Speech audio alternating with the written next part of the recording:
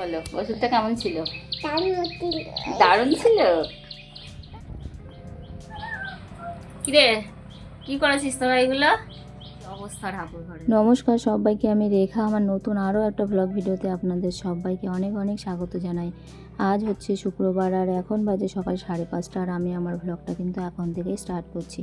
তো ঘুম থেকে উঠেই দেখছি আকাশটা কিন্তু একদম কুয়াশার মতো ঢেকে রয়েছে, চারপাশটা মেঘলা হয়ে রয়েছে আর অল্প অল্প কিন্তু শীতও করছিল। তার কারণ আগের দিন রাত্রিবেলাতে কিন্তু প্রচুর পরিমাণে ঝড় বৃষ্টি হয়েছিল, তোমরা কিন্তু সেটা অনেকেই জানো।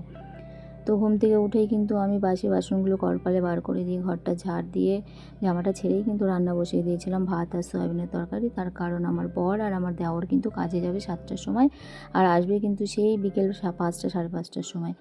তো আমার ভ্লগে কিন্তু প্রত্যেক দিনই কিন্তু তোমরা এই দুজনকে দেখতে পারবে, দেখতেই পাচ্ছ। এরা কিন্তু আমি কিন্তু প্রত্যেক দিন ঘুম থেকে উঠেই কিন্তু এদের দুজনকে দেখতে পাই। তো আজ এখন থেকে তোমরাও কিন্তু প্রত্যেক দিন এদের দুজনকেই তুমি দেখতে পাবে। তো আমার ছেলের শরীরটা ভালো নেই, তোমাদেরকে কিন্তু আমি আগেই বলেছি। আর আজকে ভোরবেলা থেকে কিন্তু প্রচুর বমি করছিল, তো কিছুতেই ঘুমোচ্ছিল না। তো মাকে ডেকে মায়ের কোলে ওকে দিয়ে আমি কিন্তু সমস্ত কাজবাজগুলো সেরে নিচ্ছিলাম। আর ওই যে একটা দাদাকে দেখতে পাচ্ছ, ওনাদের কিন্তু ফুলের বাগান আছে, তাই কিন্তু আমাদেরকে পুজো দেওয়ার জন্য ফুল দিয়ে যায়। তো এইদিকে দেখো 6টা বেজে গেছে, সেই জন্য কিন্তু কলে জল চলে এসেছে, এটা কিন্তু টাইমের জল। তো এদিকে কিন্তু আমার ড্রামটা প্রায় ভর্তি হয়ে গেছে আর আমি কিন্তু ঝট করে বাসনগুলো মেজেও নিয়েছিলাম। আর এদিকে কিন্তু ওদের খাবারটা আমি প্যাক করে দিয়েছি, চাও কিন্তু করে দিয়েছিলাম। তো দেখতেই পাচ্ছ ওদের কিন্তু খাবারটা একদম রেডি করে দিয়েছি। আর মা কিন্তু ওইদিকে উঠোনটা ঝাড় দিয়ে কিন্তু ছড়া দিয়ে দিচ্ছে। আর ছেলে কিন্তু তখন একটু বেলা হয়ে গেছে, তো কোল থেকে নেমে ও কিন্তু একটু খেলাধুলা করছিল। আর আমি কিন্তু এদিকে বাসনগুলো মেজে সব উপর করে দিয়েছিলাম, তো দেখতেই পাচ্ছ। আর এক বালতি কিন্তু আমি জলও তুলে নিয়েছিলাম, এই যে। তো এগুলো এই জলটা কিন্তু রান্নাবান্না করার জন্য, আর আমরা কিন্তু এমনি কেনা জলই খাই। তো তারপরে কিন্তু আমি ঘরটা মুছে নিয়েছিলাম। তো ঘরটা মুছেই কিন্তু একদম দেখো পরিষ্কার করে ফেলেছি। পরিষ্কার করে নিয়ে কিন্তু ছেলে বললাম যে ছেলে কিন্তু ভোরবেলা থেকে প্রচুর বমি করছিল, তো অনেক জামা কাপড় বেরিয়েছিল ওর, কিন্তু 2টো ব্ল্যাঙ্কেট, বেড কভার, অনেক কিছু কিন্তু অনেক জামা কাপড় সমস্ত কিছু কিন্তু ও বমি করে ভাসিয়েছিল। তো সেইগুলো কিন্তু আমি সার্ফের জলে ভিজিয়ে রেখেছি। তো এই যে দেখো আমি কিন্তু সার্ফের জলে এগুলো ভিজিয়ে দিয়েছি। আর ওর কিন্তু প্রচুর কাশি হচ্ছে, সেই জন্য কিন্তু রামতুলসী ওষুধ এনেছি, তাও ভালো হচ্ছে না। তো মা বলছে যে একটু রামতুলসীর পাতার রস করে খাও। তো সেই মতো আমি কিন্তু আমাদের বাড়িতেই কিন্তু রামতুলসীর গাছ লাগানো হয়েছে, তো সেখান থেকে কিন্তু কিছু পাতা তুলে থেতো করে নিয়েছি। তো দেখো এই যে আমি থেতো করে নিচ্ছি। তো থেতো করে আমি কিন্তু রসটা বার করে নেব। তো রস বার করে তার মধ্যে কিন্তু আমি 1 চামচ মধু দিয়ে খাওয়াবো। তো আমি কিন্তু প্রায় 2 চামচ মতো রস বার করে নেব, কারণ ওদের 2 ভাইকেই কিন্তু খাওয়াবো। তো আমি 2 চামচ মতো প্রায় রস বার করে নিয়েছি, বেশি প্রয়োজন নেই। ওকে 1 চামচ দেবো, ওকে 1 চামচ দেবো, 2 ভাইকে 2 চামচ দেবো। তো ভালো করে রসটা কিন্তু আমি নিংড়ে নিয়েছি। তারপরে কিন্তু এর মধ্যে মধু মেশাবো। তো আমাদের ঘরেই কিন্তু একদম খাঁটি মধু আছে, বাবা কিন্তু নিয়ে এসেছে বাবার একটা বন্ধুর বাড়ির থেকে। তো এই যে দেখো, আর মধুর বয়ামটা কিন্তু খুবই সুন্দর, দেখতেই পাচ্ছ কতটা খাঁটি মধু। তো আমি কিন্তু দুই চামচ মতো, 2 চামচও না, মানে অল্প অল্প করে উঠছে, প্রায় 1 চামচ মতোই হবে। তো আর কিন্তু আমি নেব না। এবার কিন্তু কৌটোর মুখটা লাগিয়ে দেবো। তো এদিকে লাগিয়ে দিয়েছি বয়ামের মুখটা। আর এইদিকে কিন্তু দেখতে পাচ্ছ যে যখন মধুটা মিক্স করছি তখন কিন্তু একদম আস্তে আস্তে কালো রং চলে, একটু কালচে কালচে ভাব হয়ে যাচ্ছে। তো দেখতেই পাচ্ছ একটু কিন্তু কালচে কালচে মতো হয়ে গেছে। তো এখান থেকে কিন্তু 2 ভাইকে সমান সমান ভাগ করে খাওয়াবো। তো একে কিন্তু খাওয়াবার জন্য আমি বারে বারে ডাকছি যে আয় বাবা খেয়ে নে, ওষুধটা খেয়ে নে। ও কিন্তু খাবে না, ও বলছে খুব তেতো, আমি কিন্তু খাবো না। ও প্রচুর পরিমাণে জোরাজোরি করছিল, কিছুতেই খাবে না, বারে বারে লুকিয়ে পড়ছিল। আর কত রকমের মানে কত কথা যে বলছে আমি খাবো না, এই করবো না, সে করবো না, ওটা ভালো না, ওটা তেতো, এরকম কিন্তু বারে বারে বলেই যাচ্ছিল। তাও কিন্তু আমি ওকে ভুলিয়ে ভালিয়ে নিয়ে জোর করে কিন্তু ওষুধটা খাইয়ে দিয়েছিলাম, কিন্তু খুব কান্নাকাটি করছিল, খাবে না করছিল। আর কিছু এমনি ওর মুখে তো সেরকম কোনো ইয়ে নেই, কিছুই খেতে যাচ্ছে না, ভাতও খেতে যাচ্ছে না। বলো ওষুধটা কেমন ছিল? দারুণ ছিল। তাই এইখানে বলো, এই দিকে তাকাও, এবার বলো ওষুধটা কেমন ছিল? দারুণ ছিল। সত্যি কথা না মিথ্যে কথা? মিথ্যে।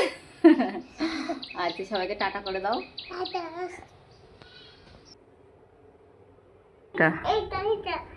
এই জামাটা আবির দাদার জামাটা, আবির দাদার জামাটা তুই পরে হরলিক্স খাবি? তাই? এটা কোনো কথা? হ্যাঁ, আবির দাদার জামা কত বড়, তোর থেকে আবির দাদা বড়, তাহলে তুই কি করে পরবি আবির দাদার জামাটা? তাহলে তুই নিজে নিজে পর, একা একা খুলে নে, ওর গায়ের থেকে খুলে নিয়ে পর। আম হয়েছে? চলো দেখে আসি তাহলে। তোমার এই যে তোমার হরলিক্সটা খেয়ে নাও, দিয়ে চলো দেখে আসি। যাবা? গরম? একটু ফু দাও, একটু ফু দিয়ে খেয়ে নাও। তাড়াতাড়ি খেয়ে নাও, আমি স্নান করতে যাবো, তাড়াতাড়ি খাও। ঠান্ডা ফু দাও, ফু দাও। এই যা, তাহলে আমি খাওয়াই দিই। হ্যাঁ, খাইয়ে দেবো আমি। আমার দিকে তাকাও, আমার দিকে তাকাও, আমি খাইয়ে দিই, নাহলে কিন্তু আবার সব পড়ে গেলে তুমি কি খাবা তাহলে? তাহলে তুমি কানবা, তাহলে আমি, ই মা এটা কি পড়ছে, এটা কি পড়ে গেল চোখের থেকে, এটা কি পড়ে গেল? তাই? আচ্ছা ঠিক আছে, আর কান্না করবো না। হ্যাঁ, আচ্ছা টাটা করে দাও। ওমা দিয়ে দাও।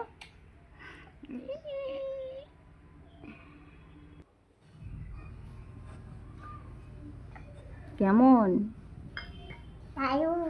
দারুণ? তাই? সত্যি?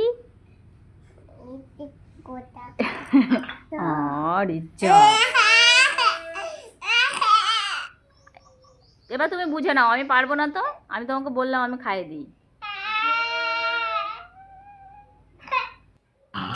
তাড়াতাড়ি খেয়ে নাও, তাড়াতাড়ি খেয়ে নাও, তাড়াতাড়ি খেয়ে নাও, নাহলে কিন্তু আবার পড়ে যাবে। খেয়ে নাও, খেয়ে নাও।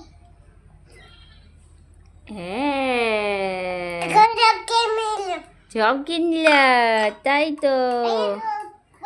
এবার জল খেতে হবে, চলো এবার জল খেতে হবে, চলো। আর এই যে পাখি দুটো দেখছো তোমরা, কিন্তু আগের ভিডিওতে দেখেছো এই পাখি দুটোকে নিয়ে আসা হয়েছে। তো কিন্তু যেদিন নিয়ে আসলাম সেদিন কিন্তু সারাদিন কিন্তু প্রচুর পরিমাণে মানে ওদের মন খারাপ ছিল, কিছুই খাচ্ছিল না, শুধু চিকচিক চিকচিক করছিল, মানে ওদের কিন্তু ভালো লাগছিল না। তো একদিন কিন্তু পুরো দিনটা ওরা কিন্তু না খেয়েই ছিল। তো এখন কিন্তু 2-3 দিন হয়ে গেল, এখন কিন্তু ওরা কিন্তু বেশ ঠিকঠাক হয়ে গেছে, খাওয়া দাওয়া সমস্ত কিছুই কিন্তু করছে। তো দেখতেই পাচ্ছ আমি কিন্তু সকালবেলায় ওদেরকে ঘরের থেকে বার করে দিয়েছি, বার করে খাবার দিয়ে দিয়েছি, জল পরিষ্কার করে জল পাল্টে দিয়েছি।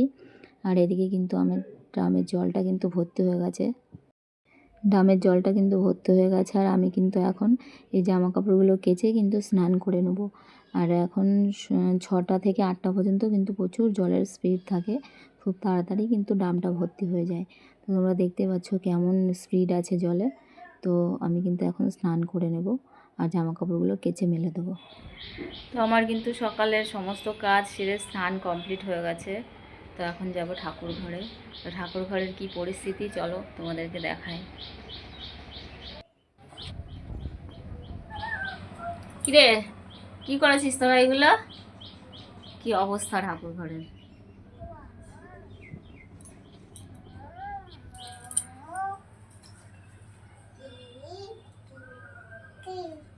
এবারও কি করেছে, সব কিছু উলট পালট করে। এবারও বেরো বেরো বেরো বেরো, তাড়াতাড়ি যা, যা তাড়াতাড়ি যা, বাইরে যা, বাইরে যা। আজকে আমার সারাদিন গেল ঠাকুর ঘরের পেছনে। কি পরিস্থিতি পড়েছে ঠাকুর ঘরের।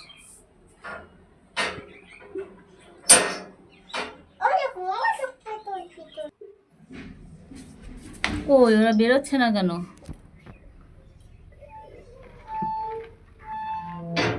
এই বেরো,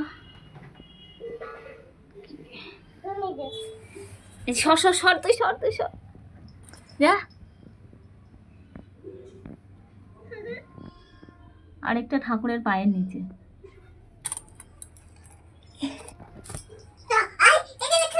ই মা, কি করছে, আবার চলে আসলো। ঝুড়ি নিয়ে আয় তো, ঝুড়ির মধ্যে রাখবো, নিয়ে আয় যা, বড় ঝুড়িটা নিয়ে আয় যা, তাড়াতাড়ি নিয়ে আয়, তাড়াতাড়ি নিয়ে আয়। বারে বারে ঘরে চলে আসছে।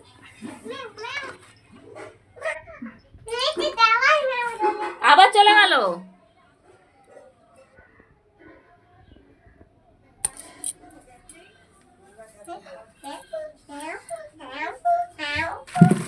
এই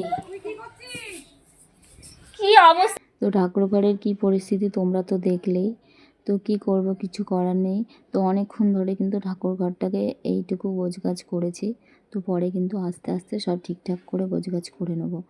তো আজকের ভোগে কিন্তু ছিল দুপুরের ভোগে ছিল আঙুর ফল, লেবু আর শসা। এই তিনটে দিয়েই কিন্তু আজকে দুপুরের ভোগ দেওয়া হয়েছিল। তো তোমরা কিন্তু দেখতেই পাচ্ছ। তো আমার কিন্তু দুপুরের পুজো প্রায় কমপ্লিট হয়ে গেছে। আর আজকে কিন্তু ঠাকুরঘর পরিষ্কার করতে করতে কিন্তু অনেক লেট হয়ে গেছে। তো কী পরিস্থিতি ছিল তো তোমাদেরকে তো দেখালামই।